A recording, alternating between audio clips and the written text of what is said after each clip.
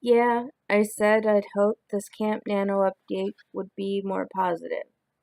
Doesn't look like that's happening this week. I was amused to see how badly I did at getting my fingers on screen for the first Camp Nano update to do air quotes. I really hope I can get some more comfort with recording, maybe even let you all see my face for more than a second or two.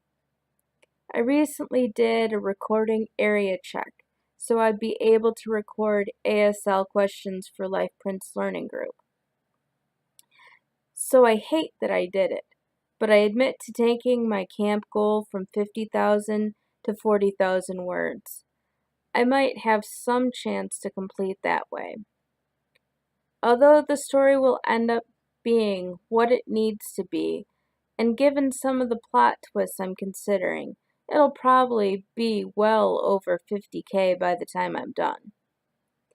It's been so disheartening to have my "at this rate you'll finish by" status be anywhere from late August and even into September.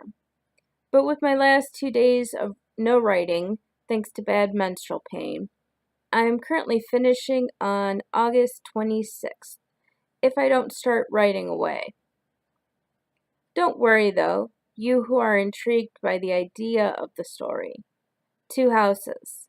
The story of an adult child of deaf people moving in across the street from a polyamorous couple who create a polyamorous V relationship with her.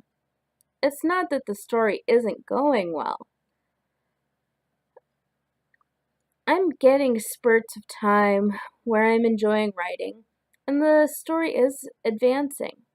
The problems have been my depression, my overall stress level, supporting my master through his changing health, and of course my menstrual cycle. I wouldn't be surprised if I have a diagnosable condition. That's how bad my pain is. But I have a huge phobia of medical health professionals, and that's led me to accepting inadequate care, even if my master has great insurance that I'm covered by. Of course, there's always the fact of women's pain being underrated by the medical profession. Now, moving beyond all that, I want to lay out my thoughts on the story. There is one plot twist that I'm going to keep to myself. I'm thinking even to keep it off the Whip It Up Wednesday blog hop, where I started sharing from Two Houses last week. I'll share that link in the comments. I think much of the stuff I'm thinking of for B. She's Dakota, child of deaf adults, and stuff for her will mean more research. I have her going to see if she needs hearing aids. Now it seems that deaf people, as in culturally deaf, not just physically, are divided in the opinion camps of hearing aids are tools and hearing aids are horrible, oddest things. I'm still figuring out who B is as a person. How will she process needing hearing aids? Will she look at them as a tool? Whatever kind of hearing aids she ends up with, that is. I've watched enough deaf vlogs to know that hearing aids don't always or really ever give like regular hearing. Watching Ricky Pointer's P.O. Box plus eating Australian candy ASL has me thinking ahead to September and Deaf Awareness Month though. She comments early in that video about how it's nice to change gears after all the teaching she'd been doing the previous month. I so hope to be half as fluent as she was with her ASL in the video, and to this day, she still claims learner status when asked about her own ASL knowledge. But I love in the video how she'll repeat some signs as if making sure she's doing it the right way, plus asking the person or people in the room where she's recording if she's signing something correctly. Okay, I got distracted by Ricky Pointer. I am such a fangirl. But now let me swing toward BDSM. I have one friend who's excited by this project.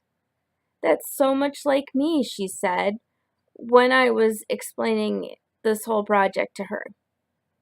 And while I continue to try and follow her advice at not worrying too much about how Bee's health and hearing issues affect her BDSM practices with Teal, it's still there in the back of my mind.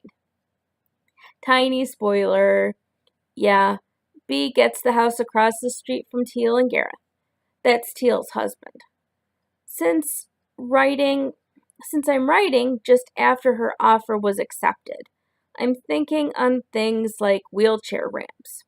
HomeAdvisor.com said the national average is between $400 and $4,400, and other accessibility needs, especially around BDSM play. In Vala's story, where I have a later spin-off that includes Vala becoming a late deafened adult, I have Simon merely taking care of needed tech, mostly off-screen, as that fits the way that family runs. Of course, with Teal learning ASL and Bee's declining health, slow and steady to build the trust needed for BDSM makes even more sense for this storyline. That said, my mind swirls even as I remember the patience and care that I talk about in BDSM education. I'm trying to take figuring things out, one thing at a time. Like I figured out some details on wheelchair ramps and need to use that knowledge to create some scenes now.